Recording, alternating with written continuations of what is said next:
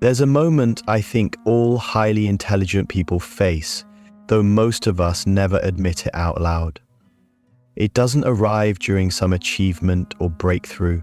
It sneaks up in the quiet, ordinary moments.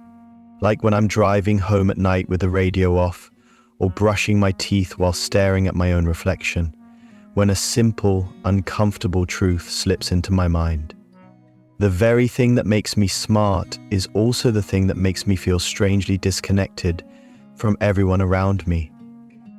I notice it in the way my thoughts run ahead of conversations, in how I see meanings behind things people don't even realize they're doing. At first, it felt like an advantage, almost a superpower, but slowly I began to understand the hidden price behind it, the way deeper awareness also creates deeper distance. A 2020 study from King's College London found that people with higher cognitive sensitivity pick up emotional cues more intensely, and although it helps them understand others, it often leaves them feeling overwhelmed and isolated. And that's when it hits me. Intelligence doesn't just sharpen the mind, it sharpens the loneliness too. You begin to feel like you're watching life from just a few steps away, close enough to care, but far enough that no one really sees the world the way you do. It's a quiet ache, hard to name, harder to explain. But if you felt that same invisible distance, that strange mix of clarity and isolation, then the price of high intelligence isn't just something I've lived, it's something we share. There's something people don't tell you about being the smart one. You start noticing things you wish you didn't. It can be as simple as catching the hesitation in someone's voice or realizing a friend isn't as okay as they pretend. Sometimes it's seeing the ending of a situation before it even begins. And while everyone else seems fine living in the moment, you're already 3 steps ahead, seeing all the possible versions of what could go wrong. It's not negativity, it's just your brain refusing to stop scanning, comparing, analyzing. And here's the part that stings. The world doesn't always reward people who see too much. Sometimes it just makes you feel older than your age, like you're carrying around invisible weight. You watch others laugh easily, move easily, trust easily, and you wonder what it's like to have a mind that doesn't read into every pause, every expression, every shift in energy. You're not trying to overthink, you just can't not notice. People often assume intelligence makes life clearer, but clarity can be a double-edged thing. When you see the cracks in conversations, in relationships, even in yourself, it's hard to unsee them, and you start to wish, just for a moment, that you could look at life the way others do, simple, straightforward, unfiltered. But your mind zooms in on things others walk past. It's like having a lens you can't take off. What makes this even more confusing is that others don't notice your struggle, not really. You look put together. You understand fast, you react fast, you help others solve their messes. But inside, you're tired.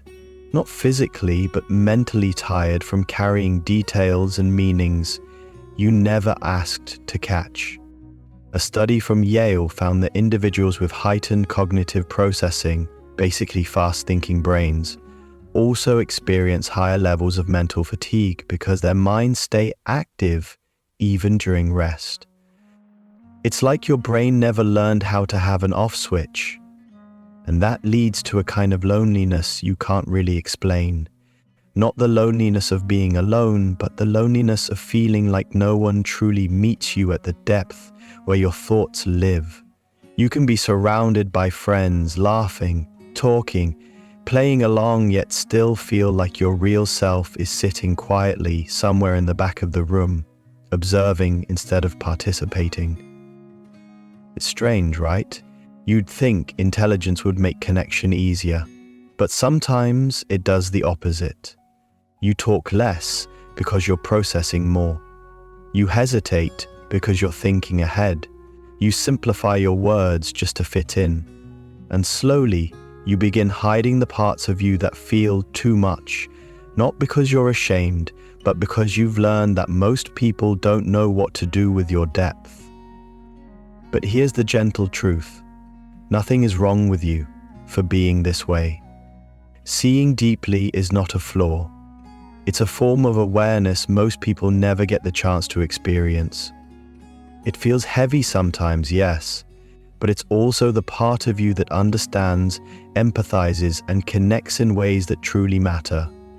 And learning how to live with that depth, instead of fighting it, is the real beginning of healing.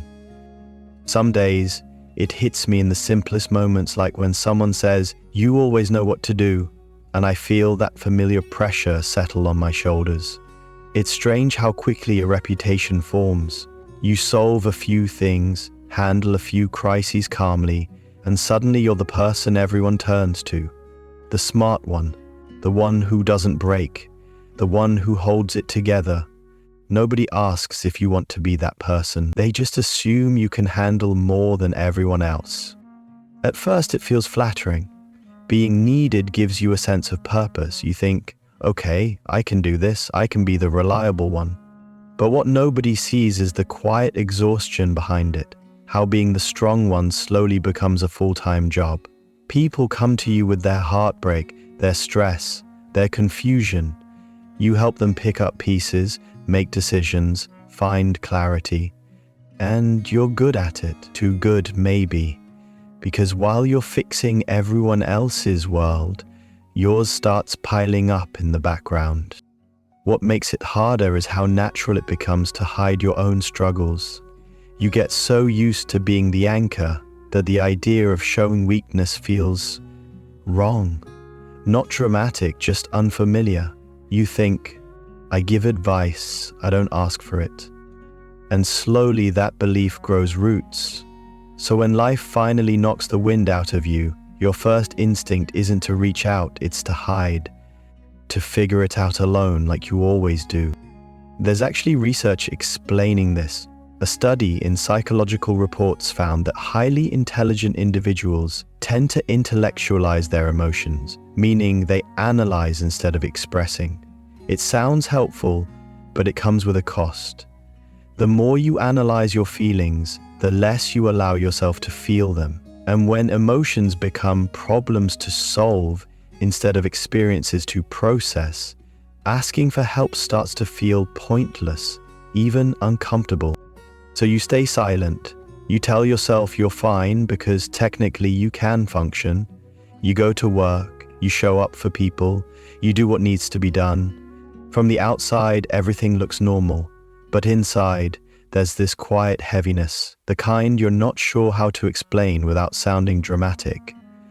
And since you don't know how to explain it, you assume no one will understand anyway. So you keep carrying it, alone.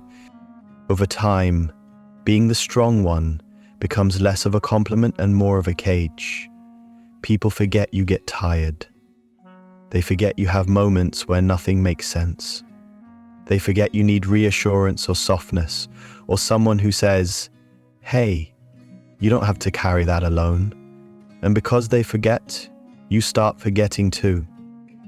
Forgetting that you're human, not a problem-solving machine. But here's the truth you rarely allow yourself to acknowledge. Strength isn't about surviving everything alone. Real strength is letting someone see you when you're not okay, letting yourself ask for support, letting yourself break and be held while you put yourself back together. You deserve that softness. You deserve to be cared for, not just counted on. And learning that, allowing that, might be one of the most healing things a highly intelligent person can do. There are days when my own mind feels like a room full of radios, all turned on at the same time. Not loud enough to break me, but loud enough to wear me down. People think intelligent individuals are calm, rational, collected, but they don't see what happens on the inside. They don't see how easily a single comment, a shift in tone, or an unfinished conversation can replay in your head for hours. Not because you're dramatic, but because your brain tries to make sense of everything it feels. It's a strange thing. The smarter you are at understanding the world, the harder it becomes to understand your own heart. You can explain why someone acted a certain way, why a situation unfolded the way it did, even why you reacted the way you did, but none of that explains the ache you feel afterward. Logic gives you clarity, but not peace, and sometimes you trade all the clarity in the world just to feel one moment without dissecting it. Most people process emotions by talking or venting, but intelligent minds process internally. You sit there replaying, rewinding, examining every angle. Did I read that wrong? Did I say too much? Did I not say enough? You're not spiraling, you're analyzing. But the problem is, the more you analyze your emotions, the harder they become to soothe. Feelings don't respond to logic. They respond to presence, softness, time. Three things high-functioning overthinkers rarely allow themselves. Scientists actually have a name for this pattern: rumination. A 2019 study from the University of Waterloo found that people with high verbal intelligence tend to overanalyze emotional experiences because they have a stronger ability to articulate and mentally rehearse scenarios, which keeps the emotional discomfort active far longer than necessary. In short, the better you're thinking, the harder it becomes to stop thinking. And that's where the hidden cost shows itself. You start feeling emotions at a depth you can't easily express. You feel sadness before you know how to comfort yourself. You feel loneliness even in a room full of people. You feel love intensely but hesitate to show it, worried you'll be too much. Your emotional world is rich, but sometimes it feels like too much richness for one person to carry alone. This is the part intelligent people rarely talk about. You start hiding your feelings not because you're cold, but because you fear they'll overwhelm others. So you package your emotions neatly, turn them into calm explanations, rational thoughts. You say, "I'm fine," even when you're not, because the real answer sounds like 100 unfinished sentences. So you keep the depth to yourself and let the world see the surface. But somewhere inside you know this. Your emotions don't make you weak, they make you real. Being intelligent doesn't mean you have to be emotionally flawless. It doesn't mean you need to understand every feeling before you're allowed to feel it. Healing begins the moment you stop treating your emotions like a problem to solve and start treating them like a part of you that deserves care. You don't have to be a perfect mind. You're allowed to be a messy, complicated, beautifully human heart, too. One of the hardest parts of having a fast, sensitive mind is how easily simple decisions turn into mental obstacle courses. People around you can choose quickly, a job, a relationship, a path, and move on. Meanwhile, you're sitting there staring at the same choices, feeling paralyzed not because you're lost, but because you can see too many outcomes. You don't just see one possible future, you see 12, and each one branches into 12 more. And suddenly something small feels overwhelmingly heavy. It's not indecision, it's awareness. When your mind naturally runs ahead and paints the possibilities, the good, the bad, the subtle consequences no one else notices, choosing becomes a different kind of pressure. You're not afraid of failing. You're afraid of choosing a path that doesn't match the potential you know you're capable of. And that quiet fear follows you around like a shadow. What if I pick the wrong thing? What if the version of me I want to become never happens because I hesitated? People tell you, just make a choice. It's not that deep. But for you it is that deep, because nothing in your mind comes in flat, simple lines. Every decision carries weight, every path has meaning. And while others jump blindly, trusting things will work out, you feel responsible for knowing where you're jumping.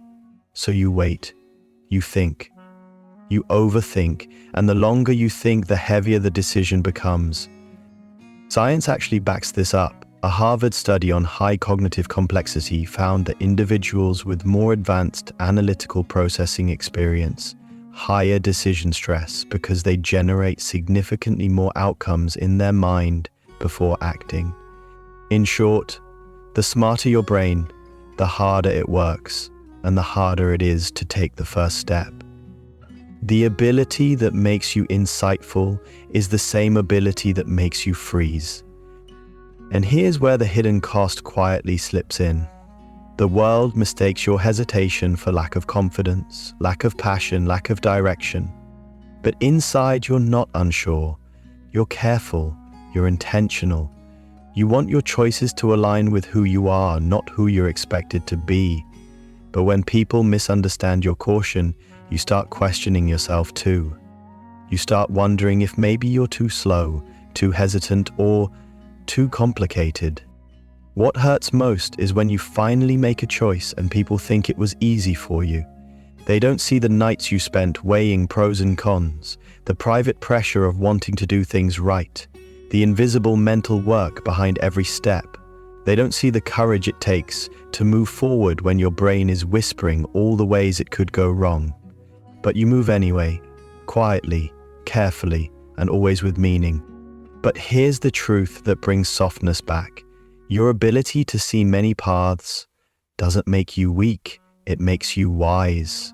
The world needs people who think before they leap, who choose with heart and intention. And you don't need to choose perfectly, you just need to choose honestly. You're not falling behind. You're moving at the pace of someone who sees too clearly to rush. And sometimes, the slowest steps are the ones that lead you exactly where you're meant to go. For most of my life, I carried this quiet suspicion that something was wrong with me. Not in a dramatic way, just a soft, lingering doubt that followed me everywhere I went. I'd walk into a room full of people, laughing, talking, filling the air with stories and noise, and somehow still feel like I was watching it all from behind a sheet of glass. I wasn't disconnected because I didn't care. I cared too much. I noticed everything, the tone behind their words, the shifts in energy, the unspoken things hanging in the air. It was like my mind was tuned to a different frequency than everyone else, one I couldn't turn off. And for years, I tried to shrink that part of me, just to feel closer to the world. But slowly, painfully, I realized something.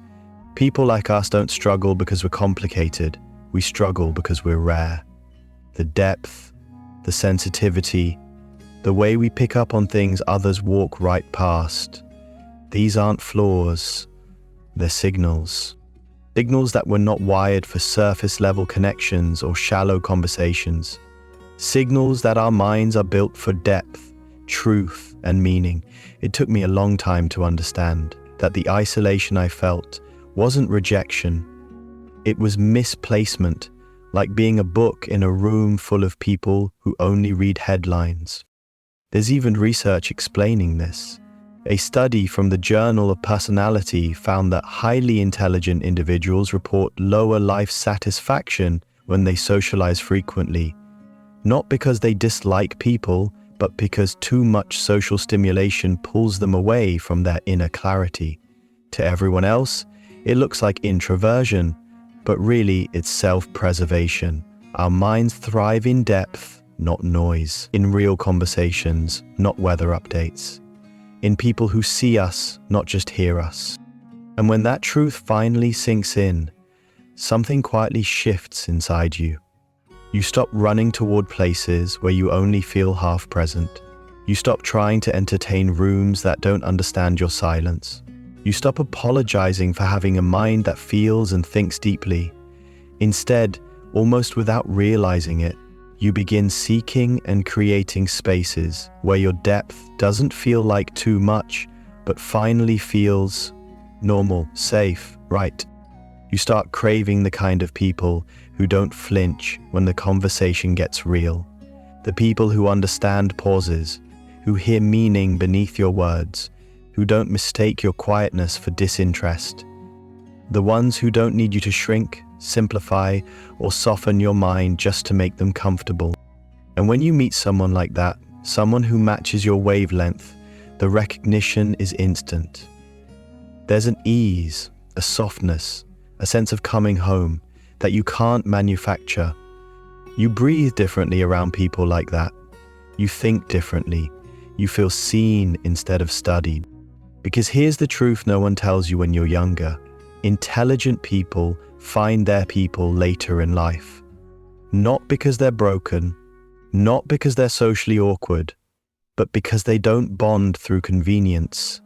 They bond through resonance, through shared wavelengths, aligned values, emotional honesty. They bond when someone else says, "You don't have to translate yourself for me, I understand you." And when that happens, when you finally meet people who hold your depth without fear, the price of high intelligence suddenly makes sense. The loneliness, the misunderstandings, the years of feeling like you are too much for some and not enough for others. It all becomes the path that led you to the right friendships, the right love, the right belonging, the kind that doesn't ask you to dim your mind, but welcomes all of it. The questions, the intensity, the softness, the truth. Healing begins the moment you stop treating your intelligence like a burden and start treating it like a compass. It's not here to separate you from the world. It's here to guide you toward the people who think, feel, and exist the way you do. And once you find those people, the ones who make your mind feel at home, everything stops feeling so heavy. You finally understand that you are never meant to fit everywhere. You are meant to fit deeply, beautifully, in the few places that were made for you. In the end, the real price of high intelligence isn't loneliness. It's the journey of finding where your mind truly belongs. And if anything in this video made you feel seen, even a little, that means you're not walking this path alone. This channel is a place for people who think and feel deeply. So if you want more spaces where your mind is understood, not judged, stay, subscribe, and keep growing with us. Your depth has a home here.